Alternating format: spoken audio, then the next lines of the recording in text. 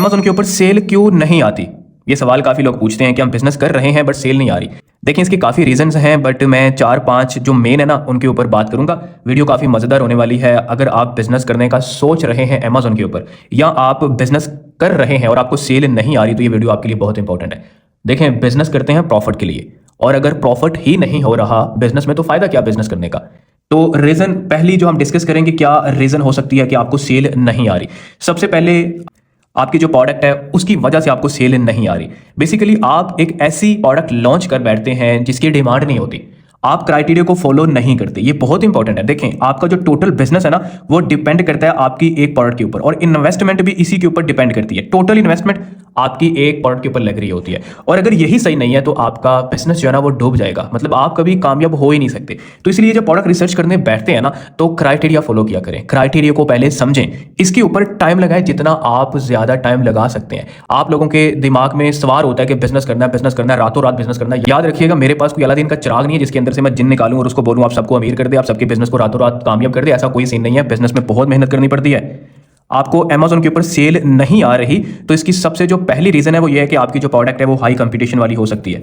High competition वाली जो product है वो आपकी हो सकती है। हाई कंपटीशन के अंदर आप सर्वाइव नहीं कर सकते क्योंकि आप रिसर्च क्राइटेरिया को फॉलो नहीं करते और आप एक ऐसी प्रोडक्ट के साथ चले जाते हो जो हाई कंपटीशन वाली होती है। जहां हाई कंपटीशन होता है वहां जो सेलर्स होते हैं ना अमेज़न के ऊपर, वहां जो सेलर्स होते हैं वो काफी बड़े होते हैं और जो बड़े सेलर्स होते हैं ना वो कभी भी छोटे सेलर को ऊपर नहीं आने देते। अब आपकी रेटिंग वहां पे 0 है या 5 है या 10 आपकी रेटिंग है और जो आपके कंपेटिटर हैं उसकी 5,000 है, 10,000 है, 15,000 है। अब बताओ कैसे वो आपको ऊपर आने देगा।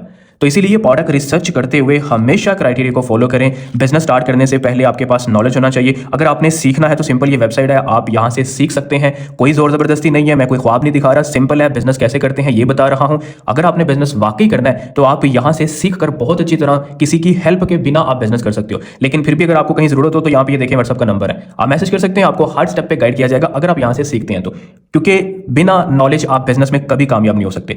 तो पहली रीजन क्या होती है कि आपकी जो प्रोडक्ट है वो किसी काम की नहीं होती, उसके अंदर दम नहीं होता कि वो सेल हो, वहां पे उसकी कोई डिमांड नहीं होती। ठीक है, आप चले जाते हो या अगर उसकी डिमांड है तो बहुत ज्यादा हाई कंपटीशन है, उसके अंदर बहुत ज्यादा हाई कंपटीशन है और वहां फिर आप सर्वाइव नहीं कर पाते। फिर वहां आपको जो बड़े सेलर्स होते हैं वो आपको ऊपर नहीं आने देते। तो क्राइटेरिया फॉलो करें, उसके अंदर बाकायदा लिखा हुआ है 3-4 ऐसे पॉइंट्स होते हैं कि हाई कंपटीशन वाली प्रोडक्ट के साथ आपने नहीं जाना। देखो आपका बजट होता है बहुत कम, आपका जो बजट होता है ना वो बहुत कम होता है, लिमिटेड होता है बजट, और उसी बजट के अंदर आपने सर्वाइव करना होता है। अगर आप बजट से आउट प्रोडक्ट लॉन्च कर लेते हो तो फिर आपके पास पैसे नहीं होंगे, कंपेन के लिए पैसे नहीं होते, बहुत सारी ऐसी रीजंस होती हैं। लेकिन मैं वन बाय वन आपको बताऊंगा। इसमें सिंपल मैंने ये बताया कि आपको सेल क्यों नहीं आ रही, उसकी एक रीजन मैंने ये बताई कि भाई आपकी प्रोडक्ट की डिमांड नहीं होगी या आपकी प्रोडक्ट का जो कंपटीशन है बहुत हाई होगा जिस प्रोडक्ट को आप सेल कर रहे हो। और जब कंपटीशन हाई होता है तो वहां बिग सेलर होते हैं। ठीक है, जो बिग सेलर्स होते हैं, बड़े बड़े सेलर्स होते हैं, वो जो छोटे सेलर्स होते हैं उनको कभी टॉप पे आने नहीं देते। और याद रखिएगा जो टॉप 10 या टॉप 15 के अंदर आके बैठता है सेल उसी को आती है। तो ये रीजन हो सकती है। इसीलिए प्रोडक्ट सिलेक्शन में टाइम लगाओ जितना लगा सकते हो।